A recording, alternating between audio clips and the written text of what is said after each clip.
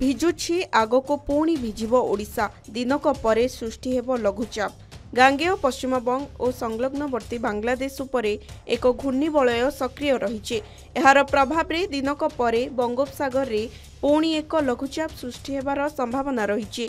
आसंता 25 तारिख बेलू उत्तर पश्चिम बंगोपसागर और गांगेय पश्चिमबंग अंचल में लघुचाप क्षेत्र सृष्टि नहीं पूर्वानुमान करिछि पाणीपाग विभाग। लघुचाप प्रभाव में आसंता 27 तारिख जाए प्रबल वर्षा पाई राज्यर विभिन्न जिला को अलर्ट जारी होईछि। आज प्रबल वर्षा पाई मयूरभंज, केन्दुझर और सुंदरगढ़ को येलो वार्निंग जारी करिछि पाणीपाग केन्द्र। बिजुली घड़घड़ी पाई 17 जिला को येलो वार्निंग दिया जाइछि। सेहीपरि आसंता काली प्रबल वर्षा पाई मयूरभंज और बालेश्वर जिला को येलो वार्निंग जारी करा जाइछि। एही समय घंटा प्रति 30 रु 40 किलोमीटर बेगरे पवन बहिब। 27 तारिख पर्यंत राज्यर विभिन्न स्थान में प्रबल वर्षा लगी रहिब। एहा परे पागरे परिवर्तन होई पारे। ब्यूरो रिपोर्ट, के न्यूज ओडिशा।